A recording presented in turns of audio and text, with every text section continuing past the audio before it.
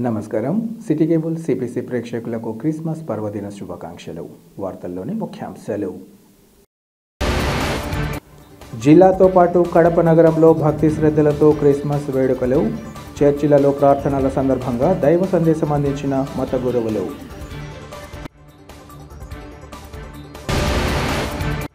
దేశ ప్రధానిగా విశేష సేవలు అందించిన బీజేపీ నేత అటల్ బిహారీ వాజ్పేయిని ఆదర్శంగా తీసుకోవాలి. జమ్మలమడుగు ఎమ్మెల్యే ఆదినారాయణ రెడ్డి పిలుపు.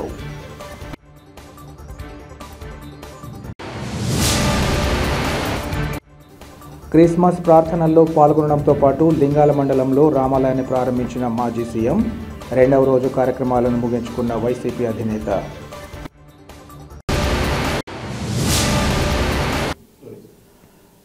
ప్రపంచ మానవాళిని రక్షించేందుకే దేవుడు తన ప్రియపుత్రుడైన యేసుక్రీస్తును లోకానికి పంపారని మత గురువులు తెలిపారు. కడప నగరంలోని మరియాపురం క్యాథెడ్రల్, ఆరోగ్యమాత, సిఎస్ఐ, క్రైస్ట్ చర్చిలతో పాటు మిగతా చర్చిలో కూడా క్రిస్మస్ ప్రార్థనలను అత్యంత భక్తి శ్రద్ధలతో నిర్వహించారు. ఈ సందర్భంగా గురువులు మాట్లాడుతూ సంవత్సర కాలం నుంచి ఎదురు చూసిన శుభతరుణం క్రిస్మస్ రూపంలో వచ్చిందన్నారు. లోకమంతా ఆనందోత్సాహాలతో పర్వదినంగా నిర్వహించుకుంటున్నట్లు వారు తెలిపారు. క్రీస్తును హృదయాలలో నింపుకునే అపూర్వ అవకాశం ఈ పండుగ ద్వారా లభిస్తోందన్నారు. మన సంతోషాన్ని ఇరుగు పొరుగులతో పంచుకున్నప్పుడే నిజమైన హ్యాపీ క్రిస్మస్ అని వారు అభివర్ణించారు. హృదయ శుద్ధి గల వారినే ప్రభువు ప్రేమిస్తారని, క్రీస్తు అందరికీ ప్రభు అని, అందరినీ సమానంగా ఆదరించే మహనీయుడని అన్నారు. ఈ కార్యక్రమంలో బిషప్ గాలి బాలితో పాటు రెవరెండ్ ఫాదర్లు విక్టర్ బాబు, పాపయ్య, మోహన్ బాబుతో పాటు పెద్ద ఎత్తున విశ్వాసులు పాల్గొన్నారు.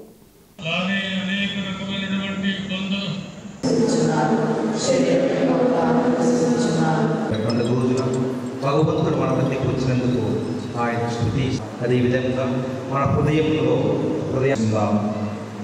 మన పరిశుద్ధ పాప గారి శ్రీ సభను తగు విధంగా నడిపించాలి. మనకు దొరుకులాగా జీవించాలి. మన గురువుల కోసం, మఠవాసుల కోసం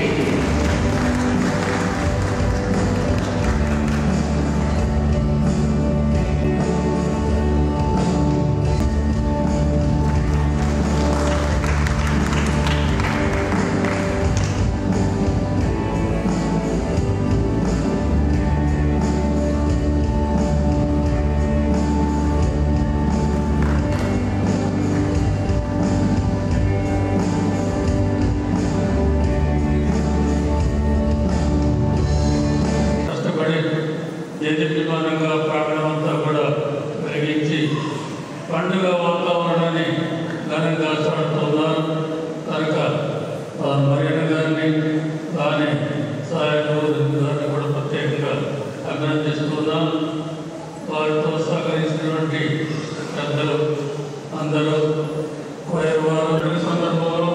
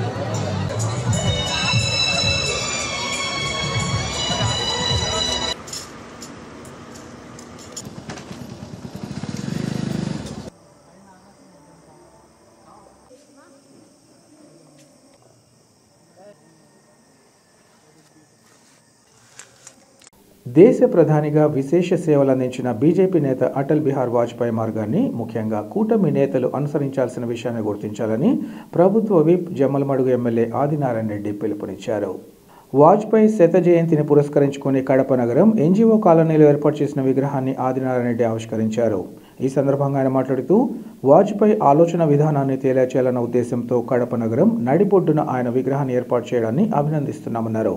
13 మార్లు లోక్సభ 2 మార్లు రాజ్యసభ సభ్యుడిగా విశేష సేవలు అందించిన వాజ్పేయి ప్రపంచానికే ఆదర్శవంతునిగా నిలిచారన్నారు. సాధారణంగా రాజకీయ నాయకులకు భారతరత్న అవార్డు ఇవ్వడం అరుదని, అలాంటి ఘనతను సాధించిన వ్యక్తిగా వాజ్పేయి చరిత్రలో నిలిచిపోతారన్నారు.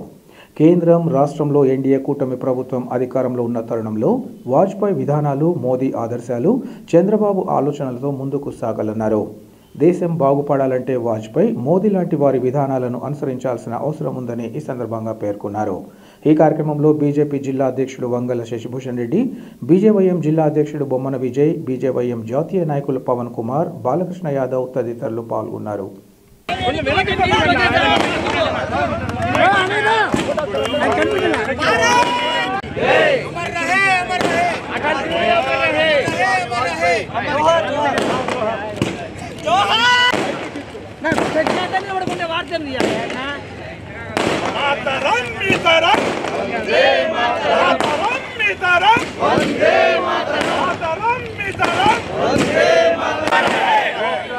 పరీక్షల ప్రదాత అటల్ బిహారీ వాజ్పేయి, చతుర్భుజ నిర్మాణదాత అటల్ బిహారీ వాజ్పేయి.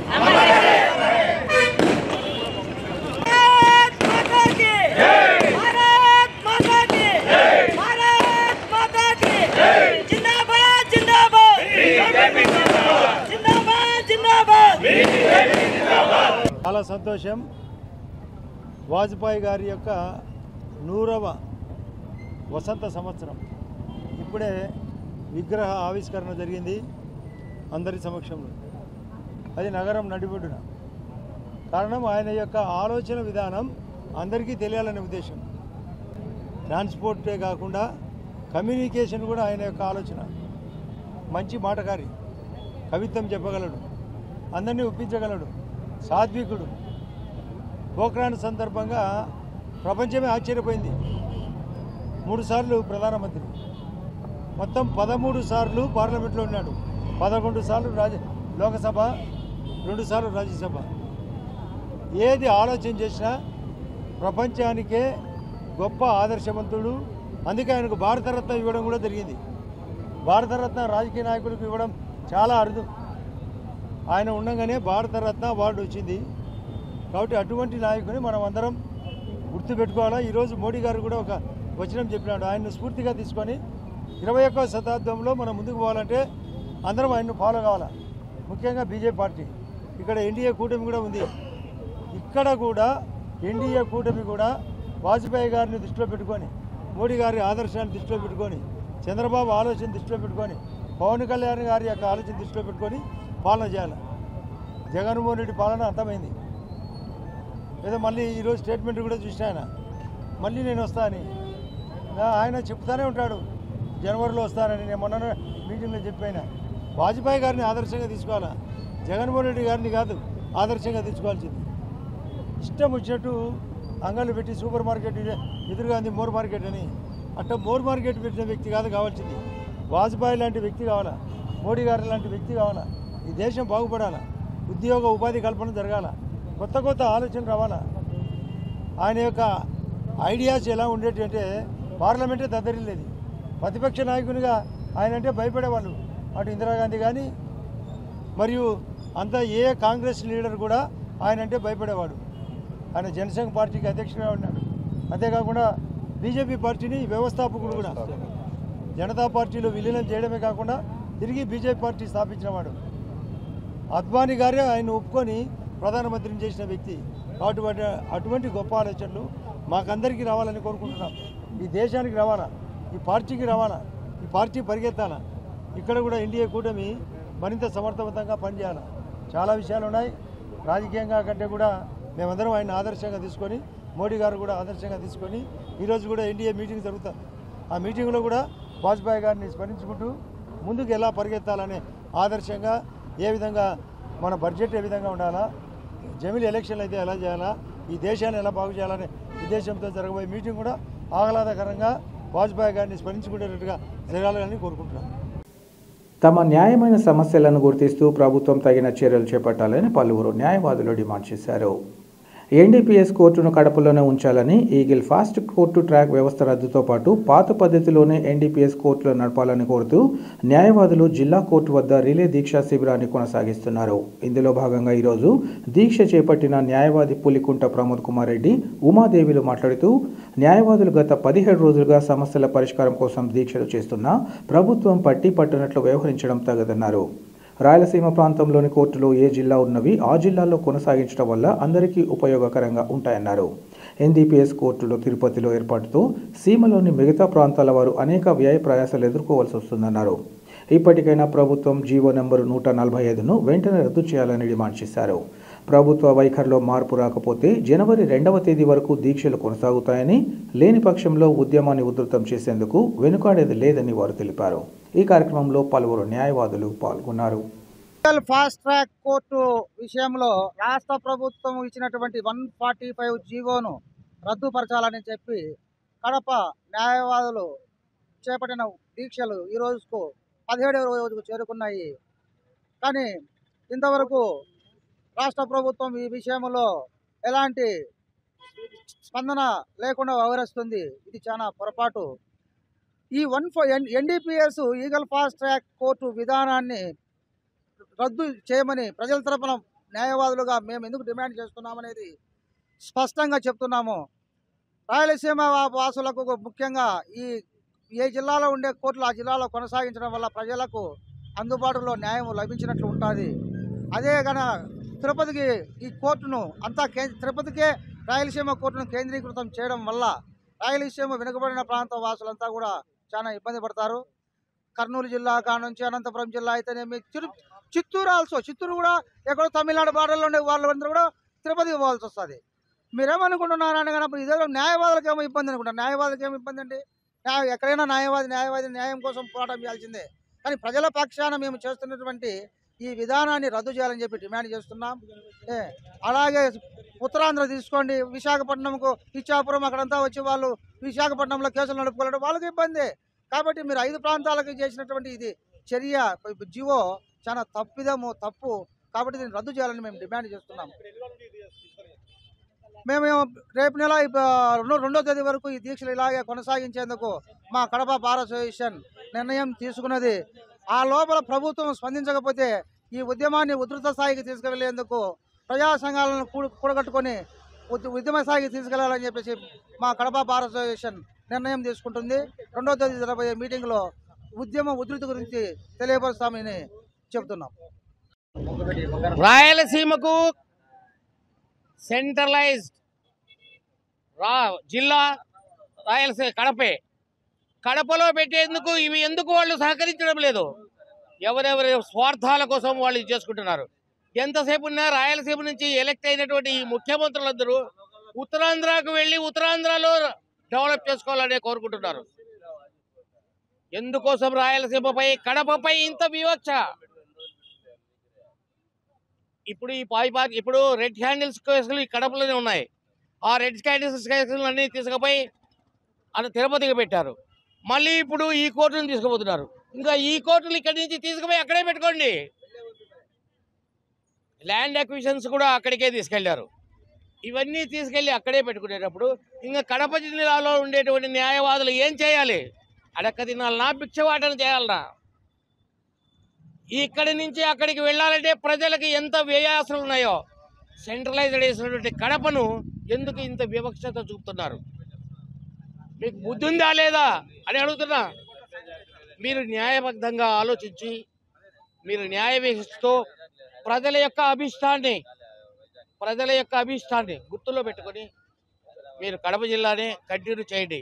145 జీవోను రద్దు చేయండి. లేకపోతే ఎంతవరకైనా వెళ్తుంది ఈ ఉద్యమం.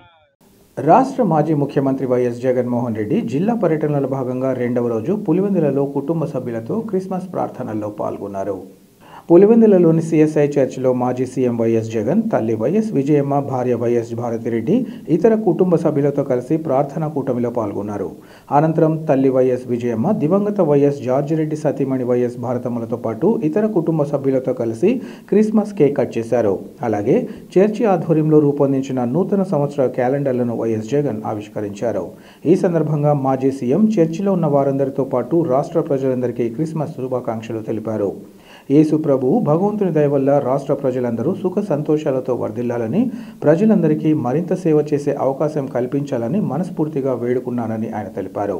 మధ్యాహ్నం అక్కడి నుంచి లింగాల మండలం తాతిరెడ్డిగారిపల్లెకు చేరుకుని నూతనంగా నిర్మించిన రామాలయాన్ని ఆయన ప్రారంభించారు. ఈ సందర్భంగా ఆలయ ప్రతినిధులను ఆయన ప్రత్యేకంగా అభినందించారు. అనంతరం తిరిగి పులివెందులకు చేరుకున్న మాజీ సీఎం 2వ రోజు తన కార్యక్రమాలను ముగించుకొని రాత్రికి ఇక్కడే బస చేశారు.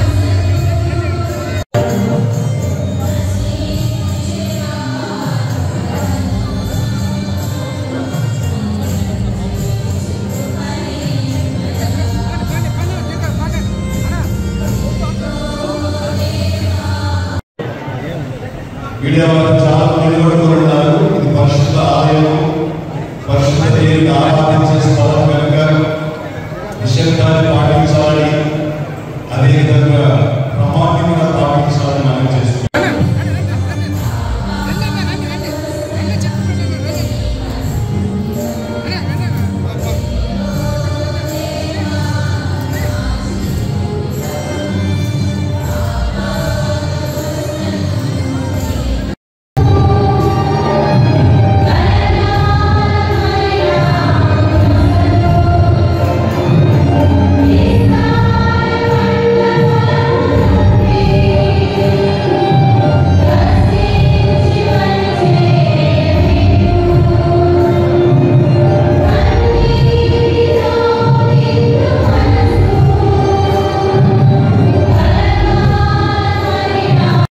గొప్ప పరిపాలనా దక్షుడు వాజ్పేయి ప్రధానిగా దేశానికి అందించిన సేవలు చిరస్మరణీయమని బీజేపీ జిల్లా ప్రధాన కార్యదర్శి గాలి హరిప్రసాద్ తెలిపారు. దేశ ప్రధానమంత్రి వాజ్పేయి శత జయంతి ఉత్సవాలను బీజేపీ నేతలు వేంపల్లిలో ఘనంగా నిర్వహించారు. ఈ సందర్భంగా ఆయన చిత్రపటానికి పూలమాలలు వేసి ఘనంగా నివాళులు అర్పించారు. పేదలకు పండ్లు పంపిణీ చేసి అన్నదానం చేశారు. అనంతరం గాలి హరిప్రసాద్ మాట్లాడుతూ వాజ్పేయి ప్రధానిగా ఉన్న సమయంలో కాశ్మీర్ నుంచి కన్యాకుమారి వరకు, అటాక్ నుంచి కటక్ వరకు స్వర్ణ చతుర్భుజి ఆకారంలో అతిపెద్ద జాతీయ రహదారులు నిర్మించారన్నారు. అలాగే మారుమూల గ్రామీణ ప్రాంతాలకు ప్రధానమంత్రి గ్రామీణ సడక్ యోజన ద్వారా రహదారులు నిర్మించిన ఘనత కూడా ఆయనకే దక్కుతుందన్నారు. అంతేకాకుండా పోఖ్రాన్లో అణు పరీక్షలు విజయవంతంగా నిర్వహించి ప్రపంచ దేశాలకు భారతదేశ శక్తి సామర్థ్యాలను తెలియజేశారన్నారు.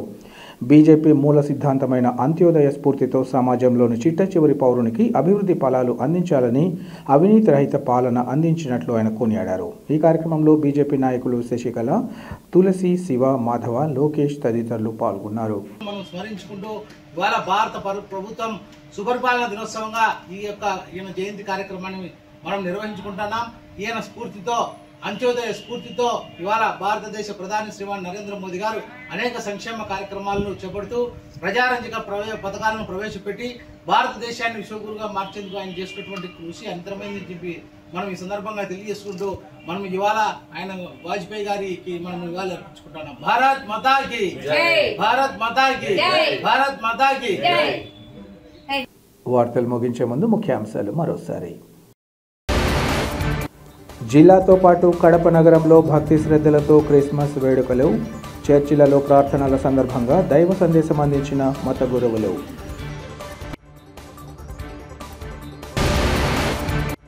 దేశ ప్రధానిగా విశేష సేవలు అందించిన బీజేపీ నేత అటల్ బిహారీ వాజ్పేయిని ఆదర్శంగా తీసుకోవాలి, జమ్మలమడుగు ఎమ్మెల్యే ఆదినారాయణ రెడ్డి పిలుపు.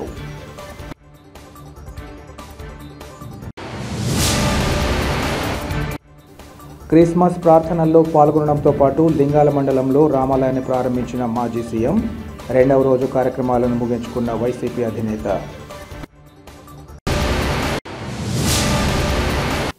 సిటీ కేబుల్ సిపిసి న్యూస్ ఇంతటితో సమాప్తం.